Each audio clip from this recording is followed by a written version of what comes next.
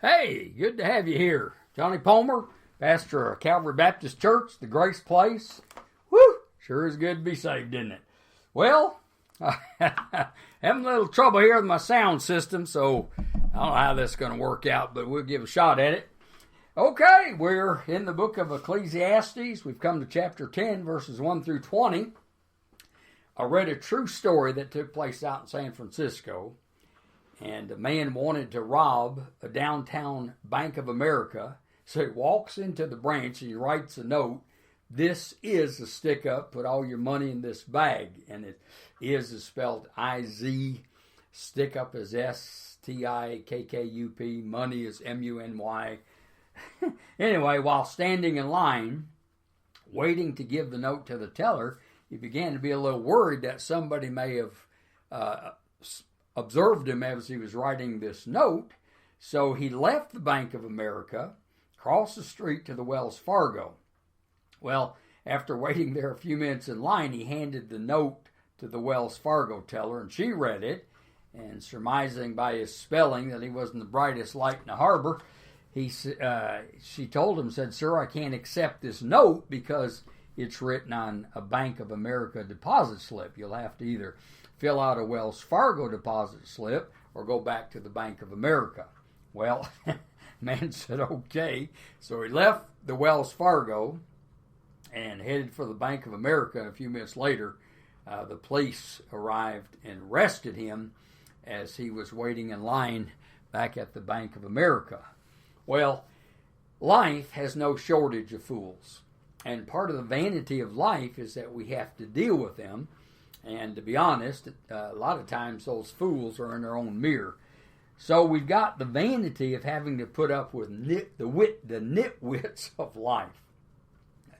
And you look in the dictionary, nitwit, it can mean slow-witted, stupid, foolish person. Ecclesiastes chapter 10, verse 1 through 20. First, you have the corruption that comes from being a nitwit. A little folly can corrupt one's reputation. He gives an illustration. Dead flies make a perfumer's oil stink, so a little foolishness is weightier than wisdom and honor. A wise man's heart directs him towards the right, but the foolish man's heart directs him towards the left. Even when the fool walks along the road, his sense is lacking, and he demonstrates to everyone that he's a fool. In other words, just a tiny little old fly can ruin a large bottle of expensive perfume. And so the application is obvious. A little foolishness can ruin one's reputation.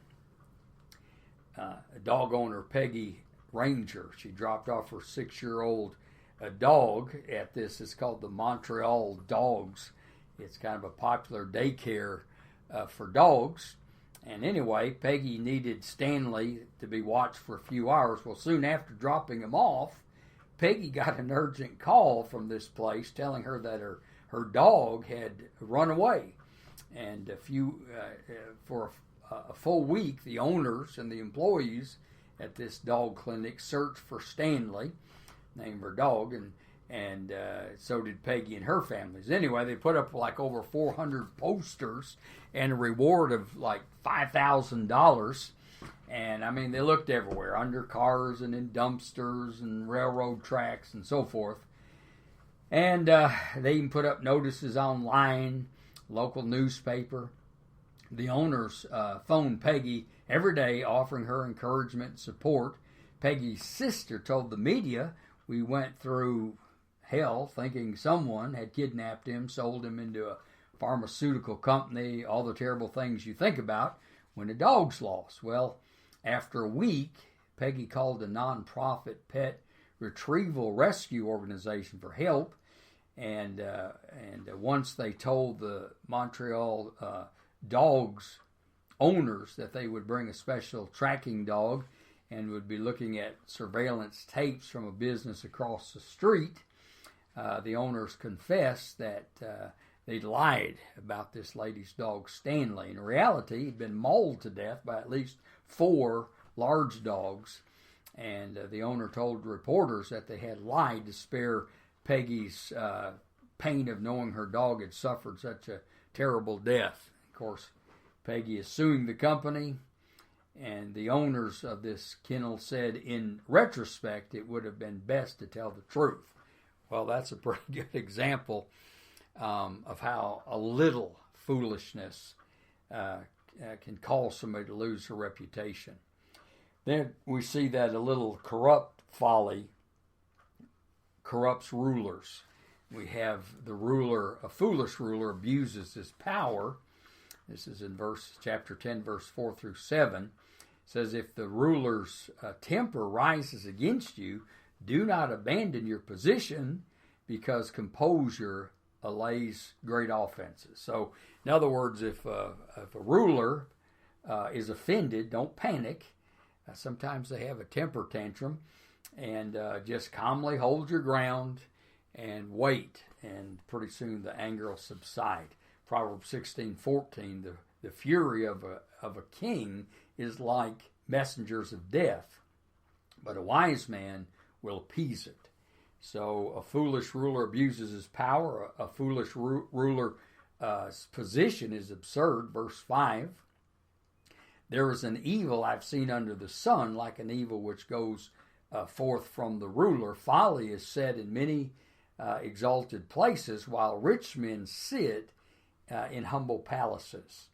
I have seen slaves riding on horses, and princesses walking like slaves on the land.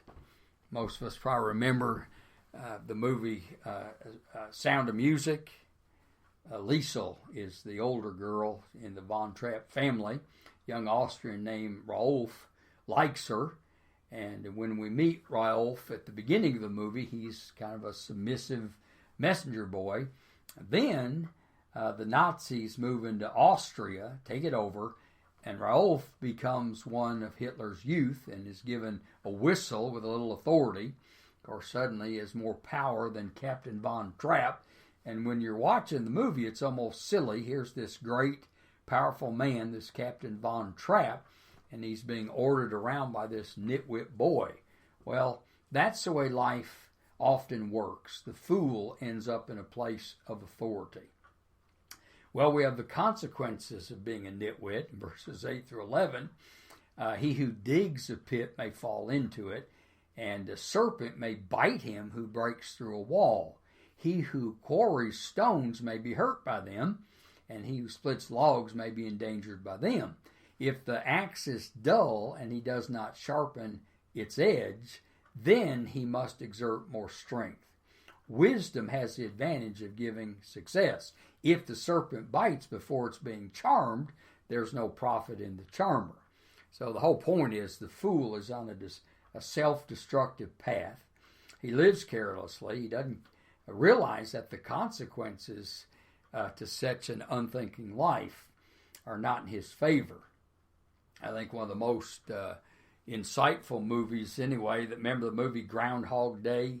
It's about an arrogant TV weatherman named Phil. It's played by Bill Murray. Anyway, he's assigned to cover the festivities of Groundhog Day, and due to an unexpected storm, he's got to spend an extra night in this little town with his producer, Rita. And anyway, when Phil awakens the next morning, he discovers it's still February 2nd. Well, soon he realizes he's stuck in this 24-hour loop of Groundhog Day. And no matter what he does, he wakes up every morning as if nothing happened the day before. Well, Phil explores what life would be like if there were no consequences. You know, you could do whatever you want, so he lives this reckless life. He gets in a police or chased him down. He leaves all kinds of destruction. He's arrested and imprisoned. But when he wakes up on Groundhog Day, he's right back in his comfortable bed in the hotel. One day Phil goes out to lunch with Rita. He orders almost everything on the menu, lights up a cigarette. Rita says, "Don't you worry about cholesterol or lung cancer or love handles." He said, "I don't worry about anything anymore." And she asks, "What makes you so special?" Everybody worries about something. Phil contends that he lacks any concern over any consequences.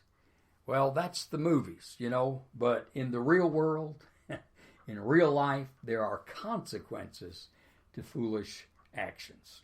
I think F.B. Meyer said it well. He said, "This is the bitterest of all, to know that suffering need not have been, that it resulted from one's own indiscretion and inconsistency.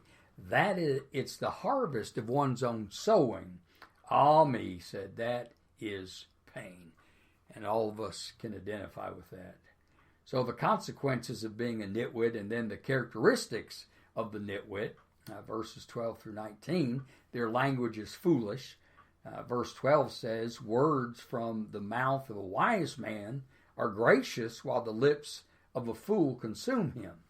The beginning of his talk is folly, and the end it is wickedness. Yet the fool multiplies words. No man knows what will happen, and who can tell him what will come after him?" Someone said, never use a gallon of words to express a spoonful of thought. Like that. Proverbs 10:19, "When there are many words, transgression is unavoidable, but he who restrains his lips is wise." A crew from the TV movie show, you ever seen Mythbusters? Anyway, they were staging an experiment in downtown Dublin, California, and they were trying to fire a cannonball into a large container of water, and what happened was it missed. And according to the newspaper, the cantaloupe-sized cannonball missed the water, tore through a cylinder block wall, skipped off a hillside, and flew some 700 yards east.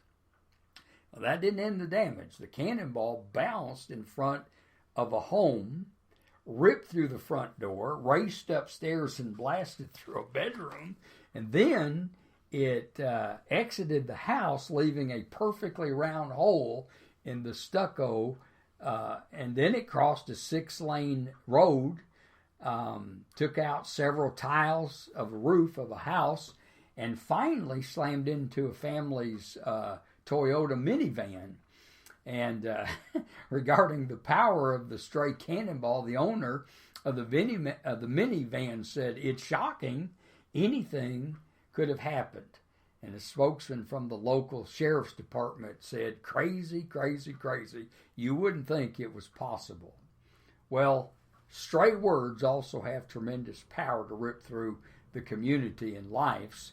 Like a cannonball, the fool's multitude of words creates crazy damage that you would think, crazier than you would think would be possible. All right, so their language is foolish and their labor is futile. Verse 15, "The toil of a fool so wearies him that he does not even know how to go to a city." Kind of reminds me of when the currents had carried away a temporary bridge that was built by Xerxes. And he became so angry that he ordered them to lash the sea with whips in order to punish the sea. Labor of the fool is futile. And then there's the leadership of a fool is frustrating. The foolish leader is immature. It says, "Woe to you, O land, whose king is a lad." And this word lad can be used of an infant. It can be used of a child. It's used of an adolescent, a young man. It can even be a technical term that denotes a servant. But when used in reference to a ruler, it emphasizes incompetence or inexperience, immaturity. Isaiah 3:4-9, 1 Kings 3:7. So foolish leaders are incompetent. They lack the experience and judgment to know what's best for the country they're leading.